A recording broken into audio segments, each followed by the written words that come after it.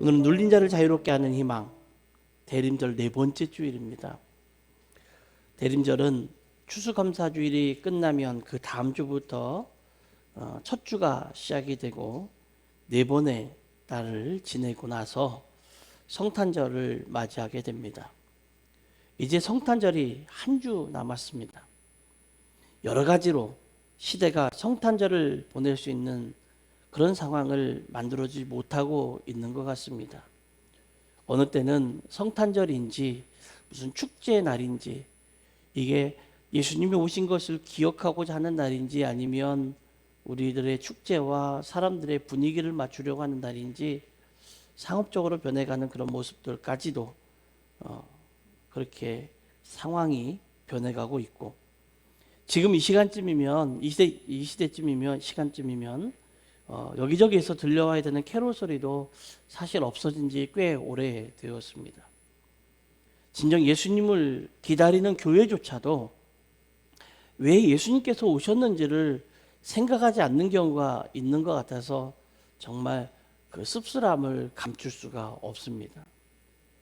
교회가 존재하는 목적은 예수님 때문이고, 교회가 존재하는 것은 예수님과 그 구원받은 우리 때문에 존재하는 건데, 예수님을 기다리지 않는다.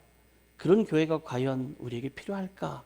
그런 생각이 들기도 했습니다. 저 역시 성탄절이라고 하는 시간을 그냥 단순히 예수님께서 오신 날, 예수님의 생일 정도로 생각했던 그 시절이 참 부끄럽기 그지 없습니다. 그래서 오늘 본문은 제가 대림절 첫 번째 주에 했던 본문의 말씀입니다. 이 본문의 말씀을 다시 가지고서 과연 우리가 왜 이 예수님이 오신 날을 기다리지 못하고 이렇게 살아가는 걸까? 그런 생각을 하다가 맞아, 눌렸기 때문이 아닐까? 수없이 많은 그 무엇인가에 눌렸기 때문이 아닐까라고 하는 생각을 하면서 우리 예수님을 생각해보는 희망의 시간, 그런 시간이 되기를 간절히 소망해 봅니다. 혹시 여러분 가위라는 거 눌려보셨나요? 가위를 눌려보면 참 불편하고 답답합니다.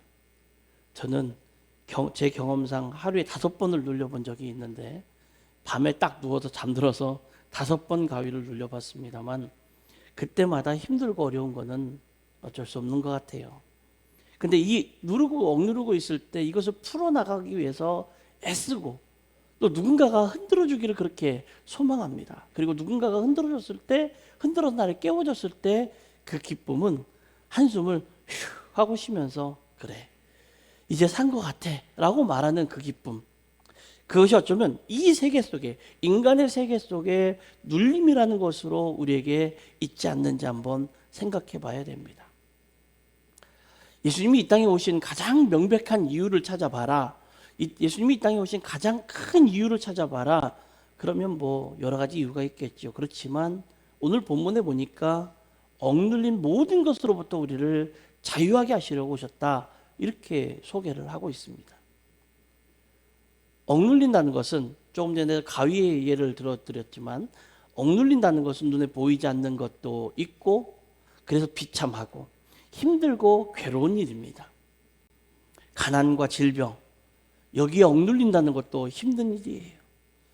더욱 비참한 것은 보지 못함도, 가난함도, 질병도 아니라 그 아픔 가운데, 해결할 수 없는 그 무슨 아픔 가운데 눌려 있는 것이 어쩌면 가장 비참한 것이 아닐까, 그런 생각을 해봐요. 대림절이 시작이 됐습니다. 대림절이 시작하면서 계속해서 여러분들에게 말씀드리는 것이 있다면, 우리의 고통을 과연 하나님이 허락하셨냐라는 거예요. 여러분들에게 오는 그 고통을 하나님이 허락하셨냐, 그걸 묻고 싶습니다. 우리가 사는 세상의 악한 것과 사람들 때문에 어쩌면 우리에게는 고통이라는 게 찾아오고 있다는 거예요. 예수님은 그 고통 가운데서 우리에게 찾아오셨고, 또 우리에게 찾아오셨을 뿐만 아니라 우리가 당하고 있는 그 고통 가운데에서 자유롭게 하시려고 우리에게 오셨다는 거죠. 그래서 혼자 생각해 봤습니다.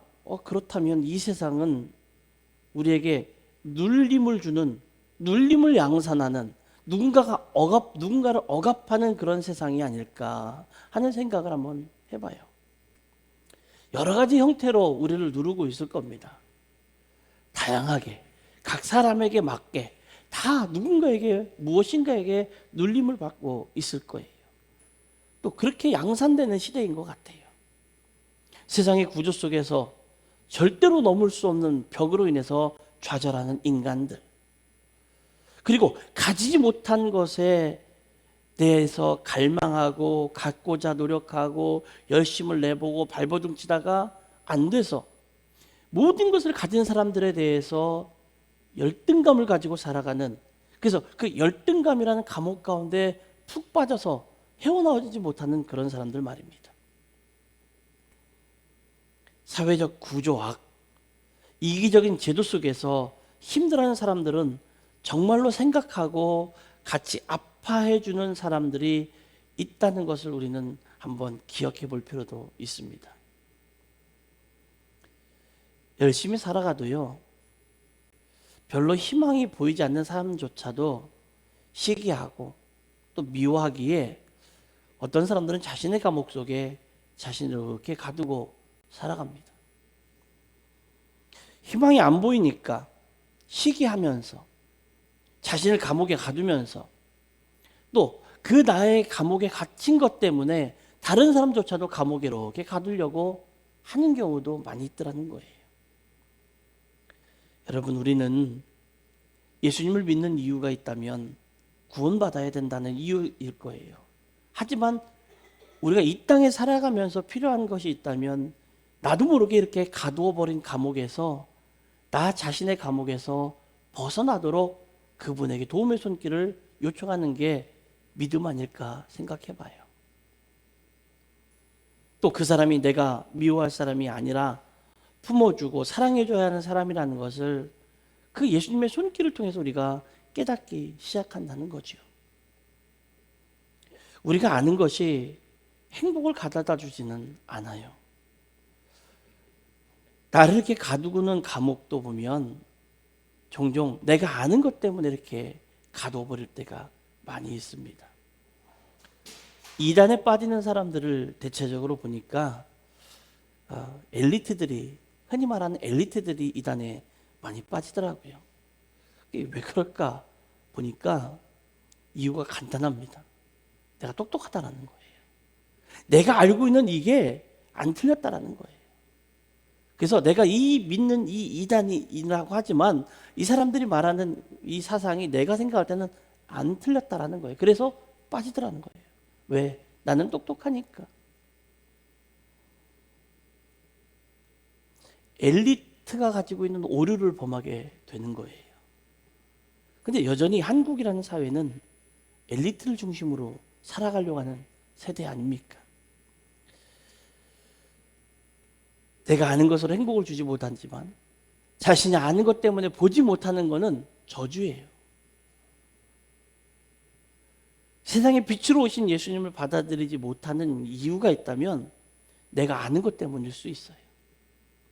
내가 아는 것 때문에 예수님이 안 오신 거예요. 아니, 예수님이란 존재 자체가 없는 거예요. 예수님은 한 명의 사람으로서 그저 4대 성인에 해당할 뿐이지 실제로는 신도 아닌, 그냥 예수님은 인간에 불과한 존재에 해당한다라고 생각하는 순간 예수님의 구원의 손은 싹 사라지게 되는 거죠.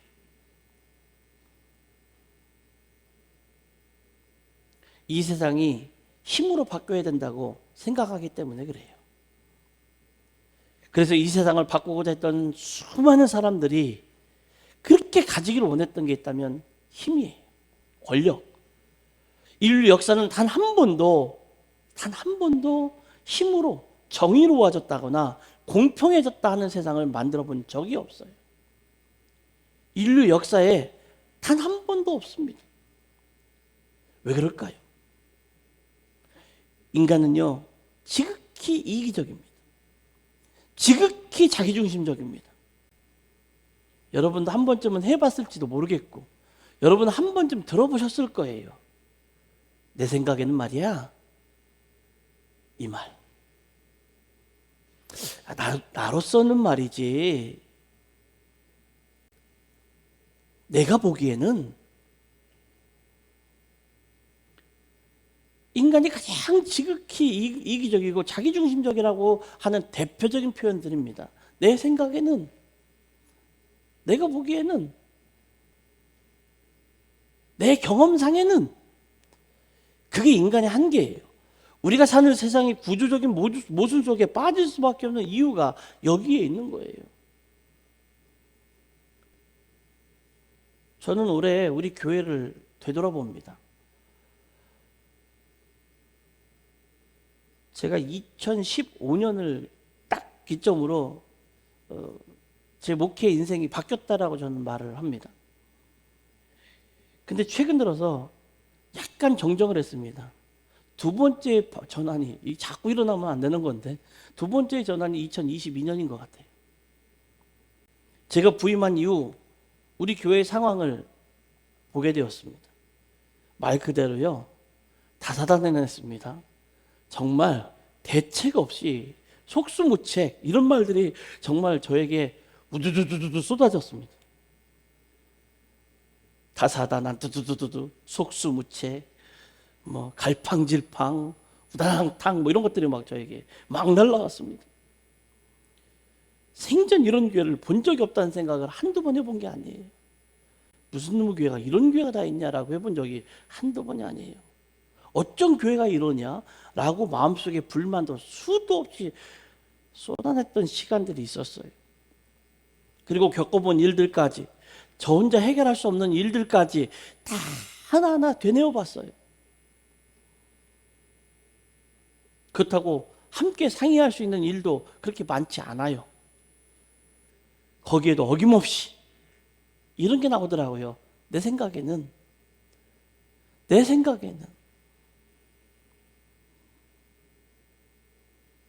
근데 중요한 것은 자기중심적이라고 하는 것이 마음대로 하는 자유 같죠. 자기중심적인 생각이 자기 생각과 삶을 억누르고 있다는 것을 모르는 거예요. 자유는 내 생각과 지식에서 오는 것이 아니라 다른 것이 보이고 다른 사람이 보이기 시작할 때 자유가 주어지는 거예요. 억눌림은 누구의 문제가 아니고 누구도 해결할 수 있는 것이 아니고 내 삶에 주님이 찾아오셔서 이 세상을 보는 눈을 바꿔주실 때 그때 해결되는 거예요.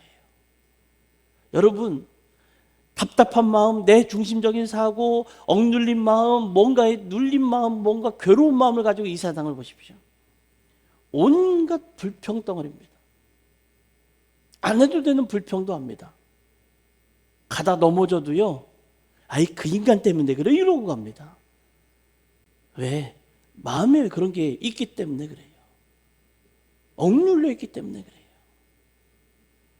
만일 여러분 잘 보세요. 인류가 눈에는 눈, 이에는 이 이러고 보복하고 산다면, 네가 손으로 죄를 졌어? 그럼 손 잘라. 그러고 산다면 이 세상에 눈과 이, 그다음 손과 이런 것들을 가지고 있는 인류는 존재하지 않을지 몰라요. 왜? 다 없어야 되거든요. 아마 그래서 지금 이 시각에도 그렇게 부르짖고 있는 사람들이 있을 겁니다. 하나님, 왜 이런 상황에서도 아무런 개입을 하지 않고 계십니까? 하나님 정말 살아계십니까?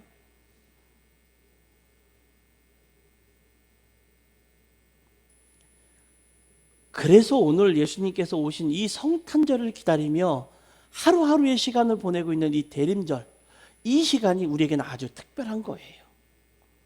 예수님의 오심으로 눌린 자에 대한 원한과 누르는 자의 지배력을 무력화시키겠다고 우리 주님께서 선언하셨거든요. 그래서 눌린 자에게 찾아오신 예수님을 우리는 꼭 만나야 됩니다. 이런 인간의 불안함을 가장 잘 묘사한 게 시편이에요. 여러분, 시편을 읽으면 너무너무 좋지요.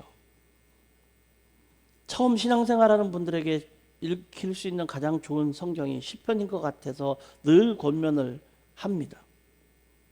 그리고 시편은 우리 한국 사람들이 좋아하는 시편 23편도 있습니다. 시편 1편은 복 있는 사람이라고 출발을 합니다. 그런데 인간의 불안과 인간의 억눌림에서 시작된 거라면 상황이 달라집니다. 인간은 불안했고 낭망했고 죽음의 나락을 경험해야 했습니다. 하지만 그 인간 시면의 고통 속에서 하나님은 떠나 있으신 분이 아니라 그 하나님은 인간의 깊은 고통 가운데 그 한가운데 늘 계셨다라는 거예요. 이스라엘 백성은 오랜 역사 가운데 눌린 자예요. 포로된 자예요. 그들에게서 참으로 이해할 수 없는 것은 하나님이 자기들을 택해줬단 말이에요. 하나님이 나를 선택해 주셨고 우리 백성을 선택해 주셨는데 왜 이렇게 오랫동안, 왜 이렇게 오랜 시간 동안 하나님은 우리를 억누르게 살게 했을까? 이거예요. 일제 36년 동안 한국 사람들은, 예수님을 아는 사람들은 하나님 이 고통 가운데 빨리 벗어나게 해주시라고 부르짖었을 거예요. 근데 이스라엘 백성들은 기본이 400년이에요. 예수님은 이사야의 예언대로 그렇게 우리에게 오셨어요. 우리를 자유롭게 하시려고 오셨어요. 그렇게 억압받는 그들을 향해서 해결해 주시려고 오셨어요. 신약에 보면 누가복음에 바로 13장에 오랫동안 사탄에게 억눌려 살았던 한 여인의 이야기가 나오는데 이 이야기를 읽으면서 고개가 갸우뚱거려집니다. 그리고 그 갸우뚱은 오래가지 않아 몇 가지 중요한 사실에 주목을 하게 되는데 18해 동안이나 귀신에게 눌려있던 여인의 비참함, 그러나 그 여인은 하나님 버리신 것이 아니라 사람들에 의해서 버려졌다는 거, 사탄에게 억눌린 자를 자유롭게 하신 그 일이 회당장의 눈에는 전혀 기쁘지 않았어요. 이 여인은 이런 여인이에요. 귀신을 통해서 전봐주고 사람들에게 점괘를 봐주고 그런 것들을 하는 여인이에요. 근데 그런 여인을 뒤에서 그 여인을 이용해서 돈을 벌었던 회당장들은 당연히 예수님이 그 사람을 귀신에게서 놓아주는 것을 기뻐하지 않았겠죠. 어쩌면 지배계층을 형성하는 사람들에게는 자신보다 못한 존재가 있어야 된다고 생각을 하는 것 같아요. 우리나라에 최근 몇 년 사이에 유명했던 말들이 있었습니다. 개돼지라는 말들. 지배계층들은 하위계층들에게 나보다 더 뛰어나면 안 된다는 생각을 가지고 있었던 것 같아요. 그래서 사탄에게 억눌렸던 자조차도 억눌리면서 해결되는 것을 기뻐하지 않았던 거예요. 나보다 똑똑하면 안 되고, 나보다 잘났으면 안 되고, 나보다 경험이 많으면 안 되고, 나보다 무언가를 잘하면 안 되는 거예요. 그걸 하면 눌러버리는 거죠. 누군가 고통당하면 그거는 마땅한 거예요. 인류 역사 가운데 인간을 노예 삼아서 부리고 그렇게 비참하게 죽일 수 있었던 일들이 크리스찬 국가에서 자행되었다는 것을 어떻게 믿을 수가 있을까요? 몇 년 전에 미국에 갔을 때 저희 고모부께서 저를 한가운데로 인도에 안내해서 데리고 가신 적이 있어요. 필라델피아라는 곳에 근처에 가서 어떤 강 같은 곳을 지나가다가 잘 지어진 건물이 있는데 최소 200년 이상 된 건물 같이 보이는 건물이 있는 거예요. 그리고선 저에게 설명을 하십니다. 조카, 저게 뭔지 아냐고. 저보고 우리 고모부님은 꼭 조카라고 안 하고 목사님이라고 하는데, 목사님 저게 뭔지 아냐고. 저기 멋있네요. 그랬더니 무슨 항인가요? 그랬더니 저게 옛날 노예들 잡아왔을 때 노예들을 하역하던 장소야. 청교도로 세워진 미국이라는 나라가 노예선이 들락거렸던 걸 여러분 알고 계십니까?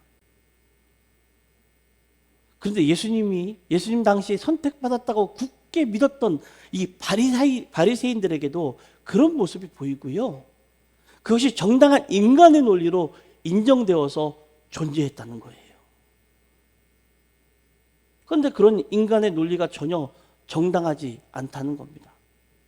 예수님께서 아주 중요한 말씀을 16절에서 하십니다. 13장, 누가복음 13장 16절에서 하십니다. 사탄에게 묶여있던 이 딸이 안식일에 매임해서 푸는 것이 합당한 것이다. 그 이유는요, 인간들을 위해서 주신 안식일에 하나님의 딸이 억눌림에서 자유함을 얻는 것은 너무도 당연한 일이라는 거예요. 예수님이 하신 말씀이에요. 이 매임에서 푸는 것이 합당하지 아니하냐. 그런데 문제는 이 일에 많은 사람들이 불만을 가지고 불편했다는 거예요. 눌린 자에게 찾아오셔서 자유를 주시기 원하시는 예수님은 그동안 인류는 정의라는 칼을 가지고 힘을 가지고 사회적인 구조학을 해결하려고 했습니다. 제가 요즘 지나면서요, 느끼는 게 있어요. 사람들이 저에게요, 우리 교회 사정을 묻습니다. 목사님, 요즘 교회 좀 어때요? 그러면서 덤으로 제 사정도 같이 묻습니다. 목사님 어떻게 생활해? 그럼 저는 씩 웃습니다. 그러면 이렇게 말해요. 내가 목회 기쁨을 넣은 게 이제 6개월 정도밖에 안 된 것 같아. 제가 아까 2015년, 2022년을 기점이라고 말씀드렸던 이유가 여기에 있어요. 내가 이제 목회의 기쁨을 넣은 게 6개월 정도밖에 된 것 같지 않아 라고 말하면 저에게 그런 것을 물었던 사람들이 굉장히 갸우뚱거립니다.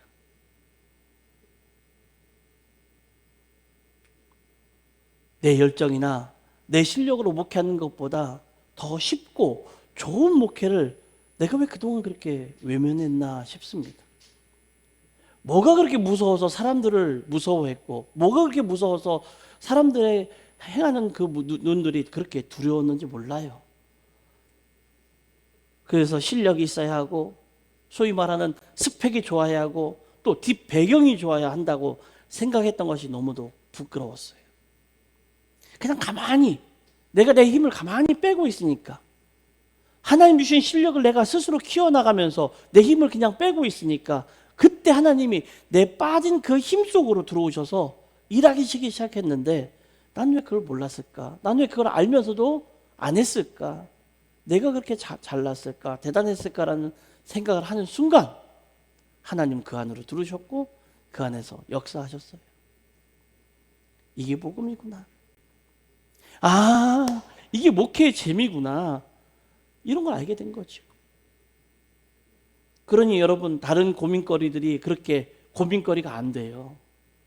먹고 살 걱정이요? 안 되면 제가 가서 일하면 되죠. 사람 안 오는 거요? 하나님 때 되면 보내시겠죠. 교회가 추운 거요?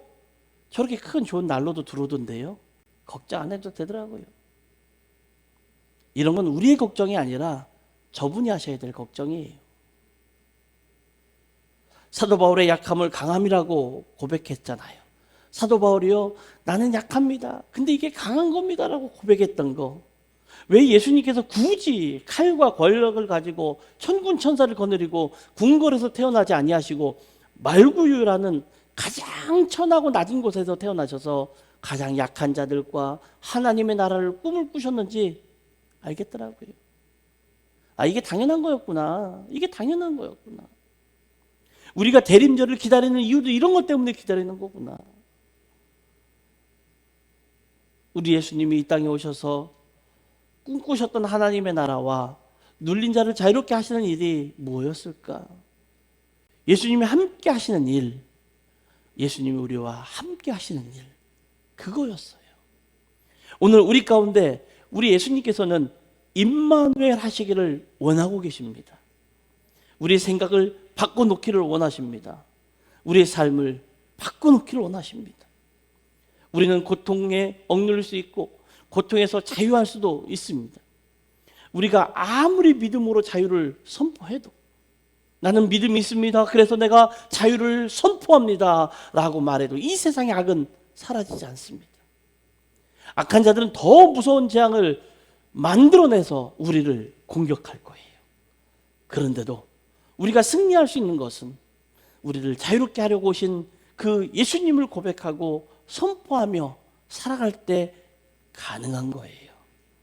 내가 자꾸만 예수님을 숨기고 내가 자꾸만 예수님에 대해서 모른 체 하면 그분도 그 사람을 모른 체 합니다.